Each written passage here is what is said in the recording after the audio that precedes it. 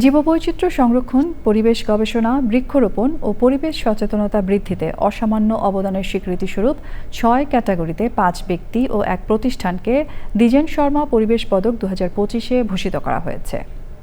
বিজয়ীদের হাতে সম্মাননা তুলে দেন পরিবেশ, বন ও জলবায়ু পরিবর্তন মন্ত্রী আব্দুল আউয়াল মিন্টু।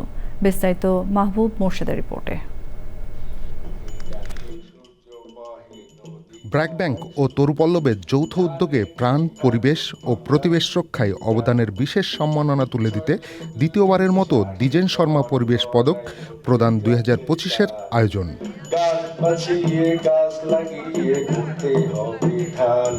আয়োজনে ৬ ক্যাটাগরিতে ৫ ব্যক্তি ও ১ প্রতিষ্ঠানকে সম্মাননা স্মারক ও নগদ অর্থ তুলে দেওয়া হয়।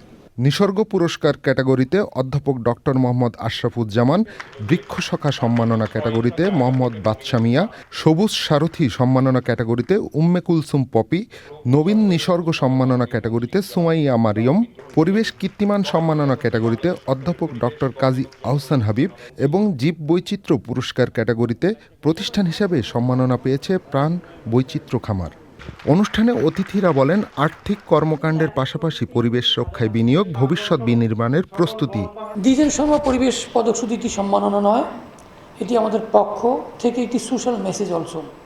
বাংলাদেশের সবুজ ভবিষ্যৎ যেন এইসব মানুষের হাত ধরে গড়ে উঠে, যারা নীরবে নিষ্ঠার সাথে প্রকৃতিকে ভালোবাসা দিয়ে যাচ্ছেন। পরিবেশে যে বিনিয়োগ হচ্ছে, এটা আসলে কোনো ব্যয় না, এটা কিন্তু আমাদের ভবিষ্যৎ পৃথিবীকে স্থিতির রাখা, দুর্যোগ সহনশীল রাখা, দীর্ঘমেয়াদী সমৃদ্ধির ভিত্তি। আসলে পরিবেশ রক্ষায় যে ছোট ছোট পরিবর্তন, সেগুলোও কিন্তু অনেক বড় কন্ট্রিবিউটর হতে পারে।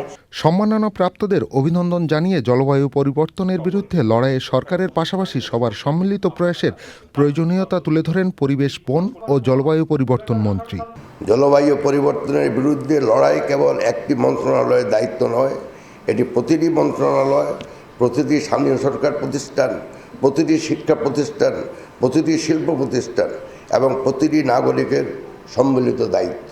সবুজ বাংলাদেশ গড়ে উঠবে তখনই যখন প্রতিটি নাগরিক নিজের প্রকৃতির অভিভাবক হিসাবে ভাববেন। আসুন আমরা সবাই মিলে এমন একটি বাংলাদেশ গড়ে তুলি, যেখানে উন্নয়ন হবে প্রকৃতির সঙ্গে সংঘাতে নয়, প্রকৃতির সঙ্গে সহ অবস্থানে, যেখানে অর্থনৈতিক প্রবৃদ্ধি, পরিবেশ সংরক্ষণ এবং মানব কল্যাণ একই পথে সহযাত্রী হবে।